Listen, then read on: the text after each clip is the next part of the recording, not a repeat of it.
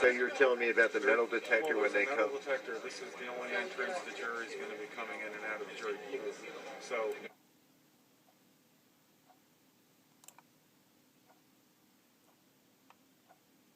So you're telling me about the metal detector when they come? Metal detector, this is the only entrance the jury's going to be coming in and out of the jury pool.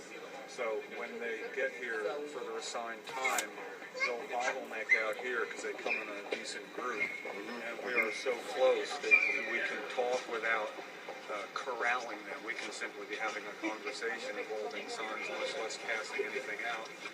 And they will know that they have the option of disregarding an unjust law. And when those that get seated get to hear the case, we're hoping it's going to ring true for at least one. That's going to be the main defense here for Ed this time around again, isn't it? That's his hope. Just jury nullification. He's betting 7 years on it. Okay, well, so there is a... Have you had any bigger crowd here, or is this it here? You got about a dozen people. Well, this is it here. I think a lot of people, when they realized the trial wasn't starting today, just wanted to have a presence here because we said we were going to be here. But that doesn't mean people aren't going to be here on Thursday. There should be more people at the beginning of the trial than the jury. Look at our crowd here today. You have it. You have a true committee here, like a lady who's got her hands full with some cute kids. You have this lady. You have you, who's lost his wife. This young man. I don't know. He showed up behind my back. The gentleman with the goatee bald. Here's the gentleman with the hat on. This is co-founder of the coalition, Ken Walsker. Thank you. Retired registered nurse. And a retired RN. And this very lawyerly-looking fellow. Two very lawyerly-looking fellows, you know. Okay. And, I mean, this is quite a background here. This lady looks the part, of course. You know, but what is the story with the... It's wonderful to see diversity in a group, isn't it? Yes. Freedom is universal. Wait, tell me a little something about yourself, sir. Well, I'm a freedom activist, and I like to support people that fight for freedom, and Ed Fortune is one of those men. And you know, I've always admired his work, and you know, he's earned our support. So, are you his attorney? Absolutely not. Are you an attorney? No, I am not.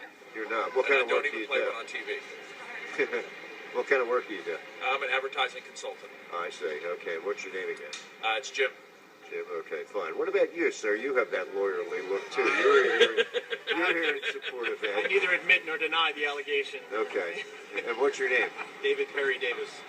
I see. I'm an attorney. I'm not here for Ed specifically. I'm doing a case. Okay, I see. Okay. Done a lot of civil rights cases, and very supportive of the idea behind it, that the state doesn't have the right to come in and tell you whether or not you can smoke a weed that grows in your garden. Big advocate of that. I agree 100%. I see what you mean. Let me say this. What do you think the prospects for jury nullification are? Well, an attorney cannot ask a jury to nullify. The jury has to occur to the jury, so maybe they'll read these signs. But it's possible. I mean, the state has to prove their case beyond a reasonable doubt, every element of it. So hopefully there'll be a hole in there somewhere, and the jury will acquit for one reason or the other. Because plainly, I don't want to spend my tax dollars locking this guy up when we got muggers and rapists out there that the cops could be spending their time on. Well, let me say this: has it happened before? That, I mean, essentially, what you're asking here, it hasn't happened before that a jury just says, you know, the law shouldn't even be on the books. Toss it out. That's what you want. He could. Again, he can't argue that. I don't know. He's not an attorney. He's going to be representing himself with standby counsel, I understand. So the judge may instruct him on what he can and can't argue, and may shut him down if he starts to say you should nullify because the law is wrong. And the judge may give him some latitude on that. I couldn't guess. You can just jump on Google and type, nullify verdict, nullify criminal case, and you'll see other examples of where it's happened. Google Bob Constantine. Yeah. It's a recent case where he was a very successful case. It wasn't completely successful in New Hampshire just recently. If you Google Bob Constantine, the entire trial is on video, in fact, and you can hear Bob's jury nullification defense. He made an impassioned plea to the jury. He said, look, I'm just a regular guy. I didn't hurt anybody. I didn't defraud anybody. And you have the power to say that I shouldn't go to jail. And they actually reduced his, they didn't completely let him off, but they were given the opportunity to reduce his charge substantially. And so most of his troubles were successfully nullified. That's just one recent example that I'm aware of, and there are many others. Okay.